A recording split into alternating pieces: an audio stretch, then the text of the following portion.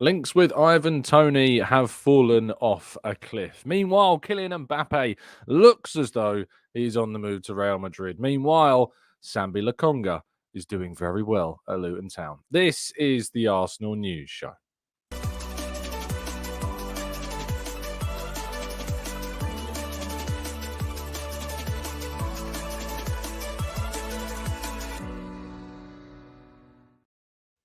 Hello and welcome to the Gooner Talk, back again with you guys for another episode of what is the Arsenal News Show, joining you every single morning at 8 a.m. UK time. Hope you're doing good. Hope you're doing well. Thank you as always for joining me and making this a part of your morning routines. It is very much appreciated. I hope you've had a fantastic week and weekend rather, and it was a relaxing one. We had to enjoy plenty of good positive football with Manchester City dropping points, Arsenal closing the gap in the race, Liverpool losing some players, although injuries aren't something to celebrate, but it's certainly something that will create some food for thought in the title race, that's for sure, as we go into that League Cup. Liverpool not playing this upcoming weekend either, so there's a chance even to overtake them and potentially go into first place, but it will depend upon what Man City do in their game against Brentford in midweek as well. Though that said, I think Liverpool are playing a midweek game as well, so it might depend on that too. Plenty of football to discuss, though. And first of all, we say good morning to those joining us in the chat box. Good morning to Barry. Good morning to Black Shine, to Jalali, to Carlton. Good morning to Paul and Trader Mike and Brendan and Glenn and Amira. We've got Wilson, Damien, Martin, Ismail, to Barney, Maximia, Stevie, Guna Jake, Matt G, Jimbo.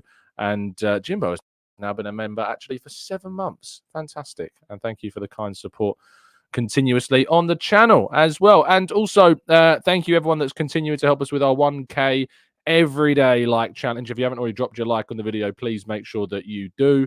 This is going to be a shorter show, with it being Monday. I'm actually headed into the office this morning, so really going to need your support to get those likes up today. And we've been doing brilliantly. So if we want this run to continue in the league, there's something, I don't know what it is. There's just something about it that's seemingly giving us that little bit of buoyancy. So, yeah, help us out and drop a like on the video. Right, let's go into today's stories, shall we? And we'll whip through these so we can get as many questions in as we can in the short time that we've got. Premier League roundup. Arsenal, of course, as we know, won, but it was Sunday's games which dominated the news. First of all, Brighton winning 5-0 at Sheffield United after Mason Holgate committed one of the worst red card offences, tackles I've ever seen in the Premier League. And yet still, there were somehow complaints from the Sheffield United players that it shouldn't have been a red card. I don't really know how. It was an awful tackle and rightly deserving of a red. It just goes to show that no matter what happens on a football field, there is always going to be someone who doesn't agree with it. But a big, big win, of course, for Brighton in their hopes of getting European football once again as they continue their European action this week. Also, they move up to 7th in the table, above Newcastle, above West Ham, who are pushed down to 8th and 9th, respectively. Brighton now on 38 points, 6 points behind 6th placed Manchester United, who beat Luton Town 2 goals early on inside the first 10 minutes from Erasmus Højlund before Morris got a what turned out to be a consolation goal. But there was plenty of opportunities for both sides throughout, but it wasn't exactly the best performance from Manchester United. And Casemiro should have certainly been sent off for a second yellow card. Classic that he certainly wasn't. And I mean, what we've come to expect from this, haven't we? I mean, Rob Edwards, I think, was complaining about the added time that wasn't really given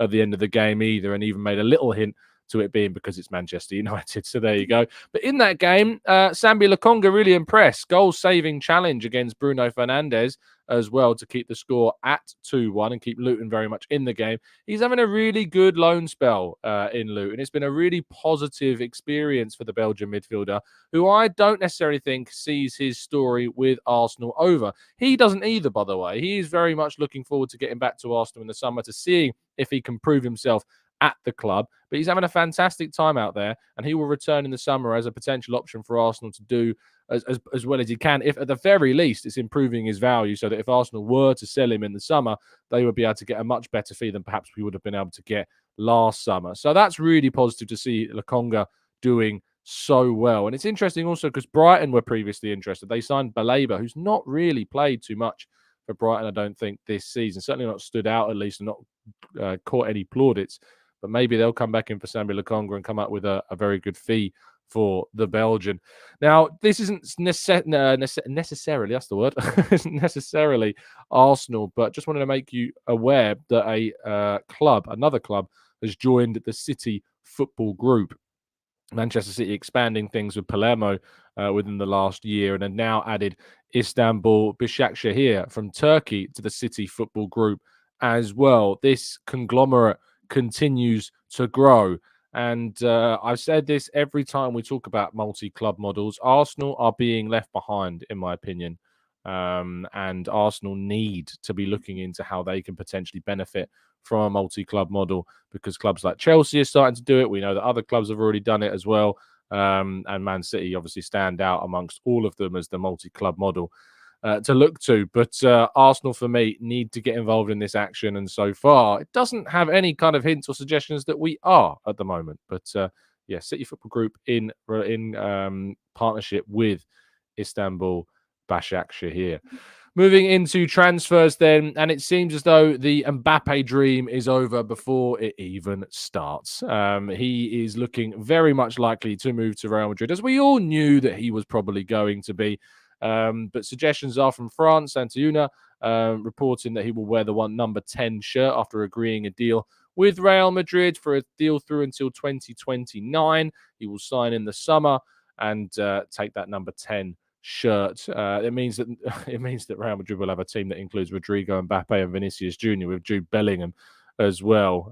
It's quite the side. Camavinga, Tchouameni. There's incredible French talent now in that Real Madrid squad. Ferland Mendy, of course, still there as well. It's quite the squad, Real Madrid, and it is going to be a hell of a. I mean, it gets to the stage where if they sign Mbappe, you're like, if you don't win La Liga, the Champions League, the Copa del Rey, the Spanish Super Cup, you've almost underachieved. That's the level the Real Madrid squad is getting to. It's kind of ridiculous, but yes, Mbappe in a Real Madrid shirt is what we can expect next season, it seems.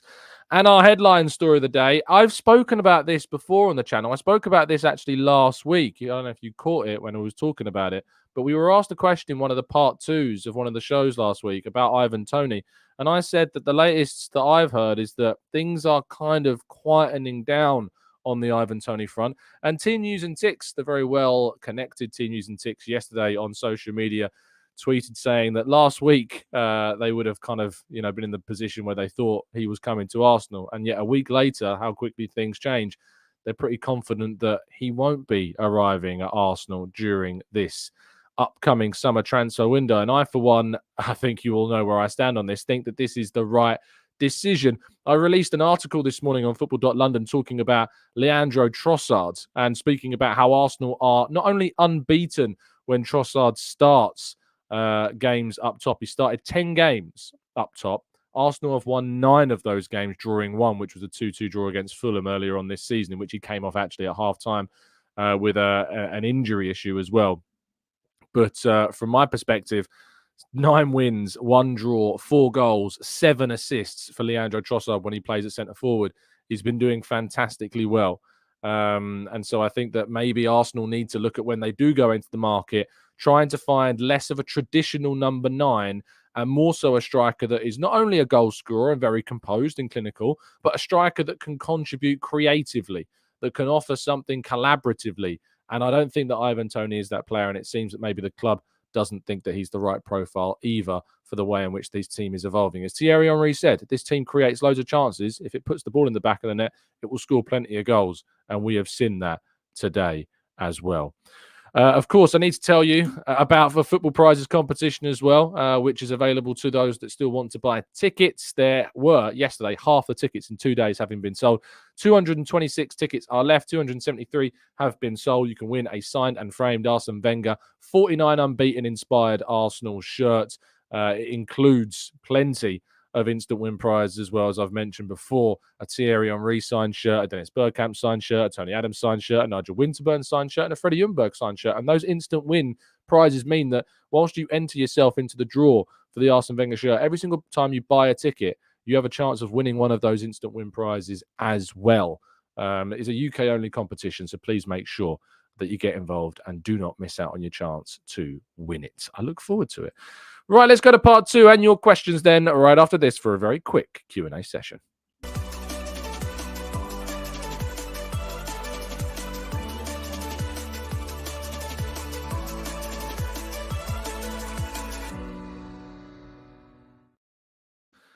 Okay, then part 2, and we move into the chat box as well. Please do, if you haven't done so already, drop a like. We'll be around for about 9 more minutes or so before I have to shoot off to try and get and catch my train that I cannot afford to miss.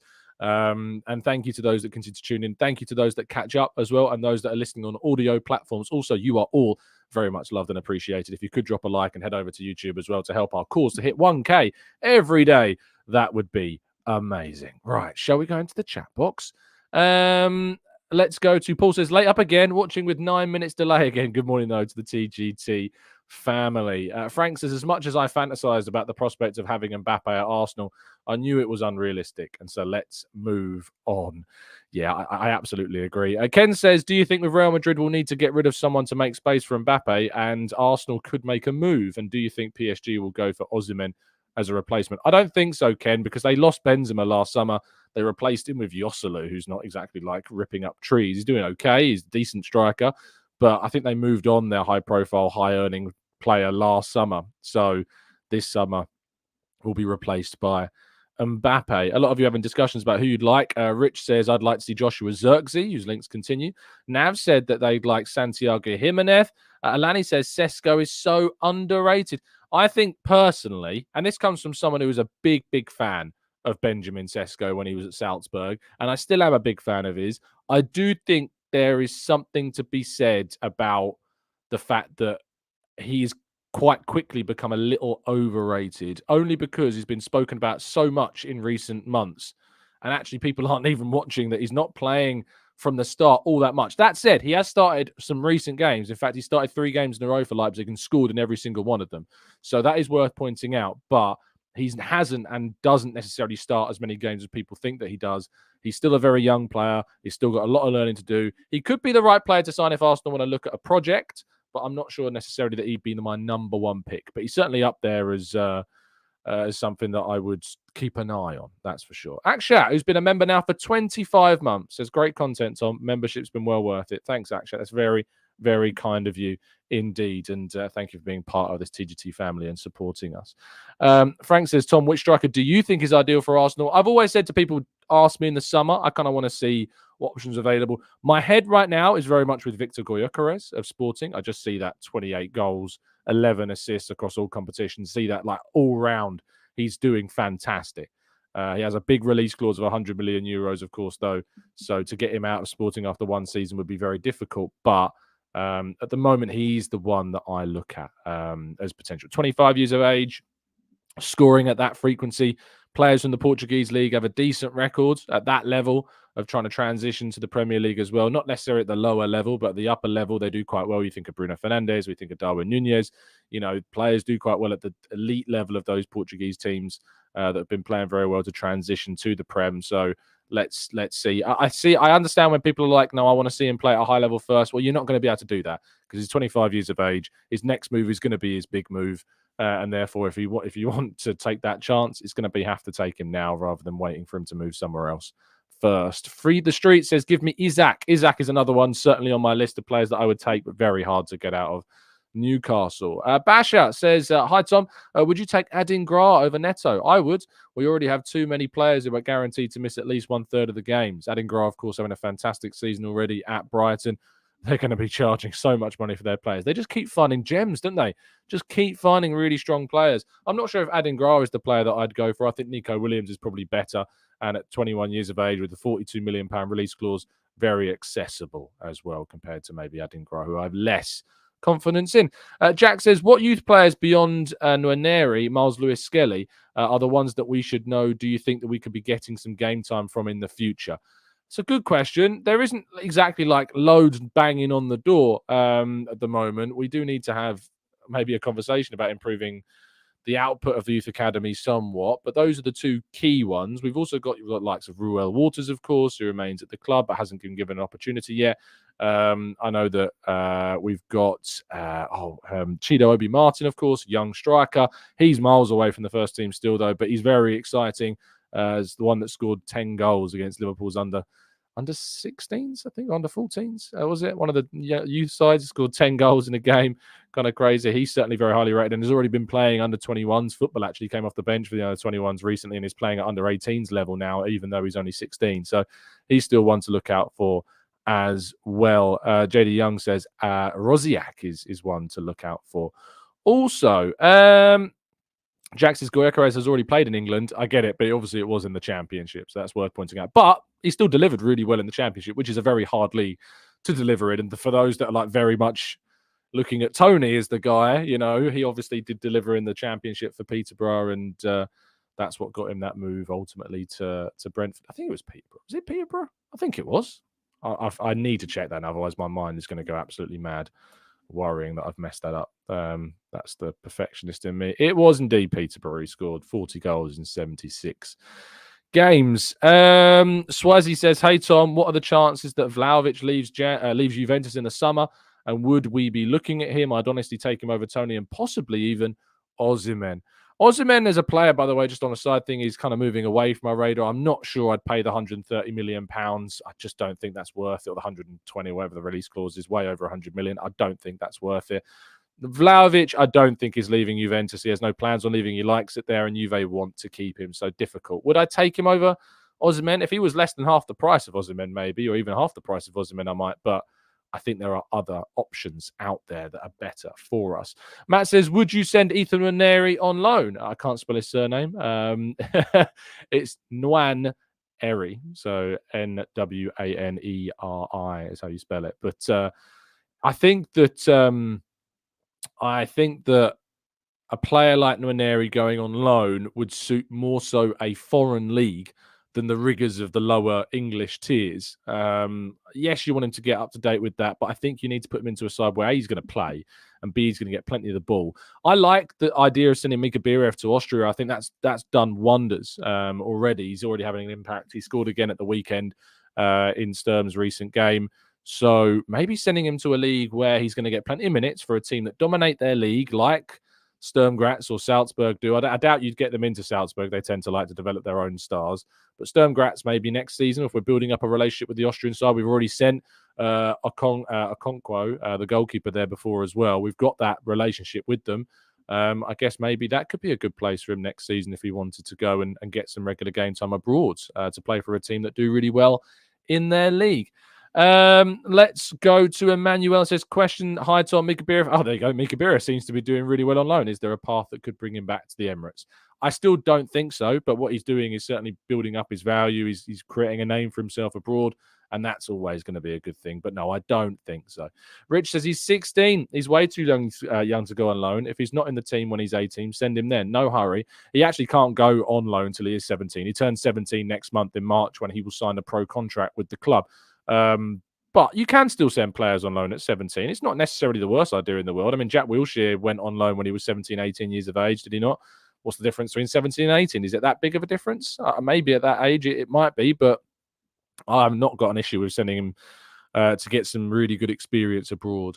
Ferrari says, have you managed yet to do any scout watching on Porto? A little. Their game at the weekend when they won 2-0 this weekend, I think they were kind of playing more so in second gear, to be honest. But they're going to be a challenge, mate. That's what I can guarantee, is they're going to be a big challenge on Wednesday. We'll be bringing you a preview show, by the way, of that game tomorrow evening. Tuesday evening, we'll have a preview ahead of the game against Porto.